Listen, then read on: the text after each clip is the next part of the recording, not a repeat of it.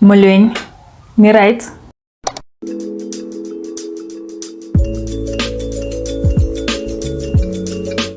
"12 years ago, South Africa was celebrating some major wins.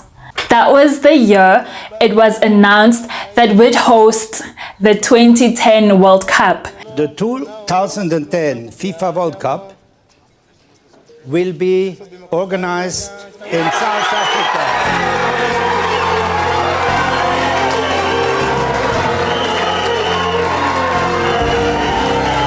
Even though the year before, we had an outbreak of xenophobia,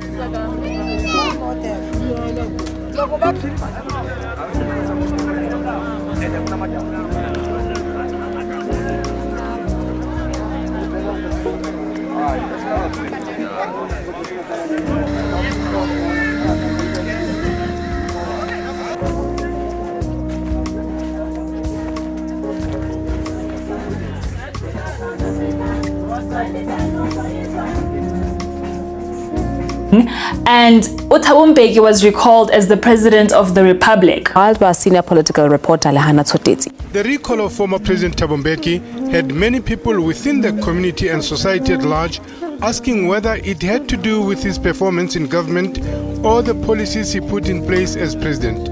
And to others, it had to do more with the internal conflicts in the ANC. Mbeki was forced to resign as president by the ANC's National Executive Committee after a court erroneously found that government prosecutors mishandled their case against the ANC leader Zuma, who was at the time accused of corruption in a $3.7 billion weapon contract involving South African and several European companies. ANC Secretary General announced that the ANC has recalled President Thabo Mbeki. I would like to take this opportunity to inform the nation that today I handed a letter to the Speaker of the National Assembly, the Honorable Baleka Mbete, to tender my resignation from the high position of President of the Republic of South Africa. One of the major wins of that year was District 9. District 9 broke the mold in so many ways for African films. It was nominated for 4 Oscars, it was the first found footage movie to be nominated, and it was nominated for Best Picture and Original Screenplay. This film was also the first mainstream film to imagine a world when influx of aliens didn't happen in the West. This is a film that made commentary on the social-political climate of the mid-2000s. It was a dystopian satire on xenophobia and the inadequacies of our societal structures. Let's take, for example, the commentary on xenophobia. The documentary-like style of District 9 included a few interviews in which South African locals were saying disparaging things about the aliens.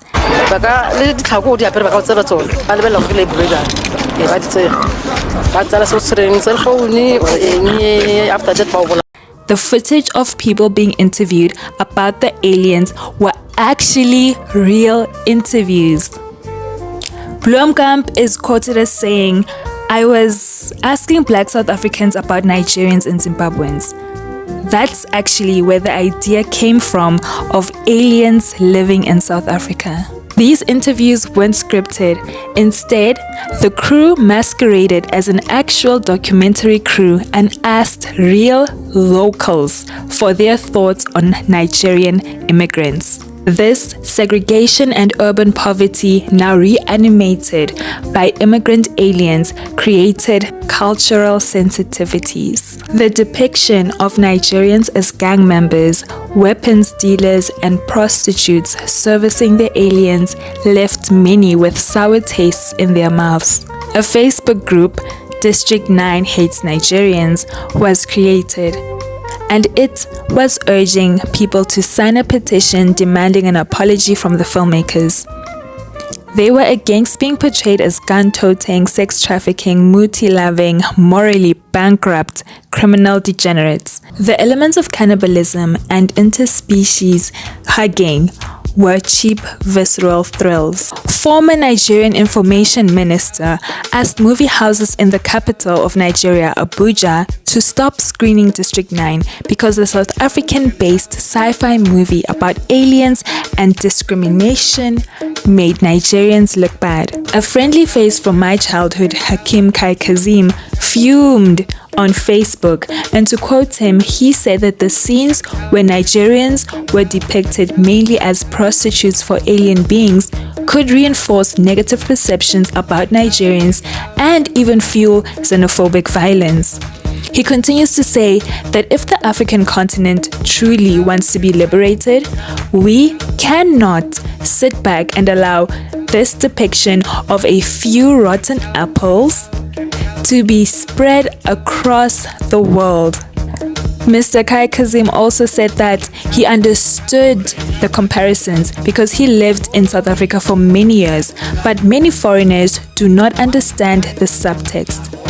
The manner in which the Nigerians were depicted cannot be justified. There are, of course, still till today, tensions between South Africans and Nigerian immigrants living up Mzansi. And those interviews that were used of ordinary South Africans in District 9, though not the sentiments of everyone in this country, depicted the very real xenophobic underbelly of South Africa. But do you want to know what I started wondering after watching District 9 again?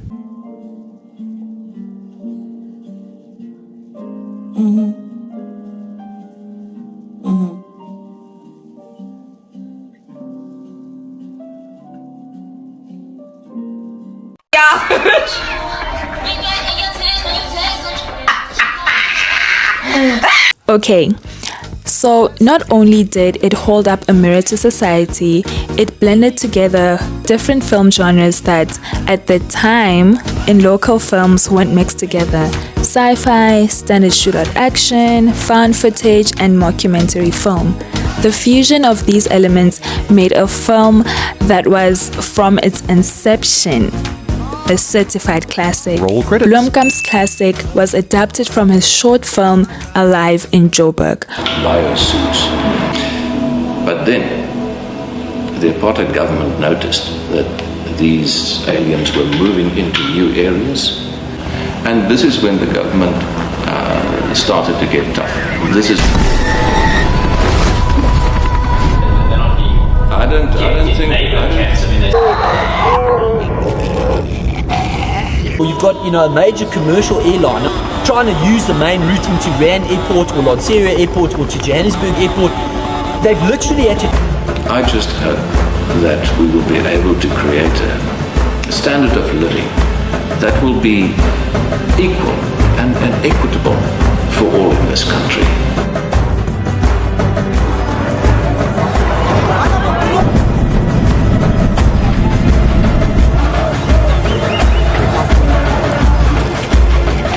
Go out to see these strange things. I'll tell you, the thing is with the ships, you're talking about vehicles that are sort of a kilometer in length, some of them.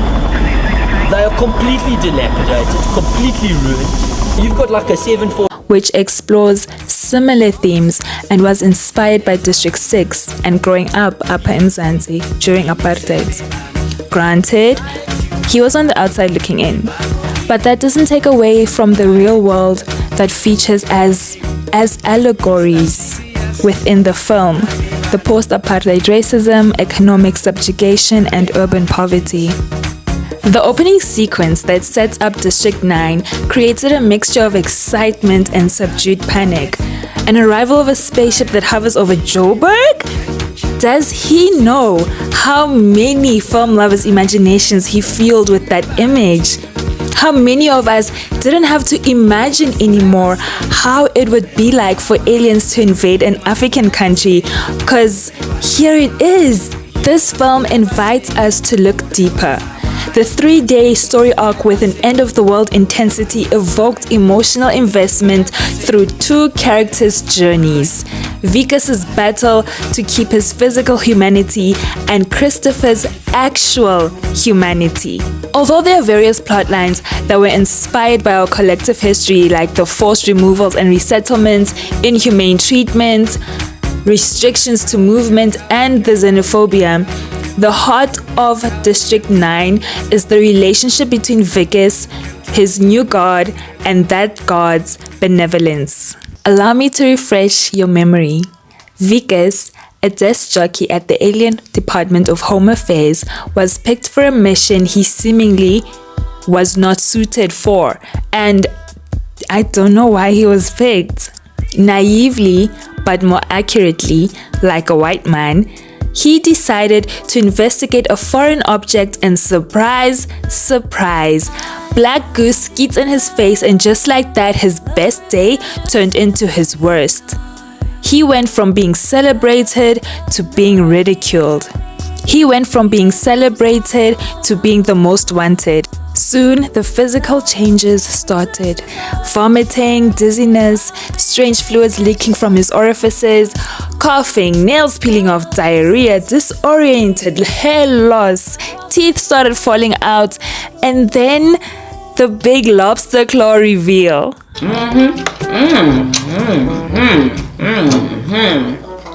This is when the action starts, and I couldn't help but wonder about the virtues we associate with heroes and how Vickers was definitely not that. Heroes are inspirational because they have high moral virtues like courage, humility, righteousness, indignation, and they make sacrifices. They make sacrifices and take responsibility for more than just their actions. But I'll give Vickers some grace because he was truly tormented. Mentally, physically, emotionally, and spiritually. So of course, you can't expect a man that sits at a desk and shouts next to mentally level up in a couple of hours to meet such a momentous challenge. Kodwa ke, you know who was exemplary through and through? Christopher Johnson. First of all, this alien was capable of feeling emotions. He had more humility than the men we saw in the film. He never once, not once, acted out on emotion, nor did he place his desires above the collective's. When he revealed to Vickers that he had to wait for 3 years, 3 years, to receive a cure because he wanted to save his kind, guess what Vickers did? Guess what this white man did? Guess what Vickers did out of emotion? He fought his common goal companion. Men are so emotional. Why would you beat up Christopher, the only creature that can help you? Things quickly go downhill from there. Engasandidikanga uVickers. Like, what was the plan? Dog, what was the plan? You can't fly a spaceship and, okay, let's say you figured it out. When you get up there in the mothership, what was going to happen? He was such a loser. He had such big, small dick energy. Why did you call Chris a friend so quickly only for you to turn around and beat him up when things don't go your way? Yo, what a loser. I liked the action that happens in this section of the movie.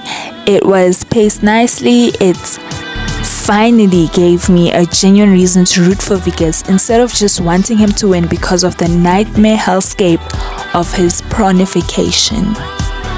Actually, I take that back.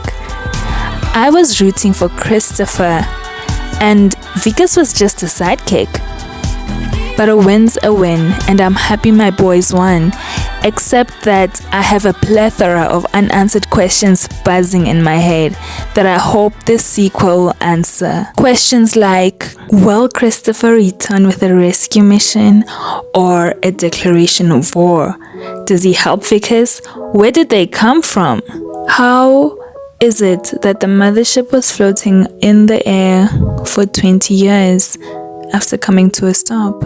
How come eating alien flesh doesn't affect you, but being skeeted on does? Why did the aliens not try to assimilate?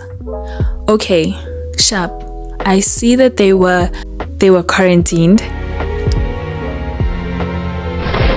But with their alien technology and their advanced weaponry, why did they not advance District 9? Why did they not advance their society with that technology that they obviously could develop? That would have pushed the government into wanting to cooperate with the aliens or work with them, and that could have developed an alien politician. How come the people who are working for the alien Home Affairs could understand what the aliens were saying, and none of them tried to investigate why the aliens were there in the first place? Also, that alien spacesuit was designed to protect aliens. When the armed forces of MNU came into District 9 and started blasting off and shooting and killing multiple aliens, why did that spaceship not even did a spaceship why did that spacesuit not activate and defend those other aliens? Instead, it activated for Vickers. There were a lot of aliens that were in the vicinity of the spacesuit when Nigerian was chopping up aliens. It didn't activate then. Why was it activating for Vickers? You know, normal questions like that. Enye into, if there was an alien invasion to such a magnitude and those aliens had advanced weaponry, there is no way on earth America would not have set up military bases in this country, because they already have military bases on the continent. They would have done everything in their power to set up a military base next to or close to District 9 so that they can investigate those weapons. We all know who the real terrorists are. Enye into, since the struggle between aliens and humans played out in Vickers' bloodstream, does this mean that the aliens will win? And actually, what are they winning? Because all of our imagined knowledge of aliens was formed by white men whose ancestors had a habit of terrorizing foreign lands. So, of course, an alien invasion would be told from that perspective. The perspective of foreigners invading, killing, raping, stealing from you. Kamnandi, the director of District 9, announced that the sequel is in the works. It will be co-written by Terri Tatchell and Sharlto Copley.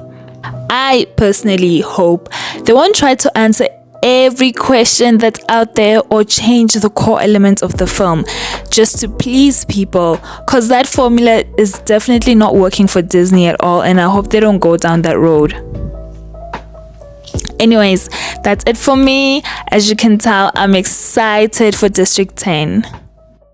Thank you for making it this far in the video. Don't forget to like, comment, and subscribe. Let me know in the comment section, would you begezela like Utanya if your partner turned into a prawn? Bye-bye.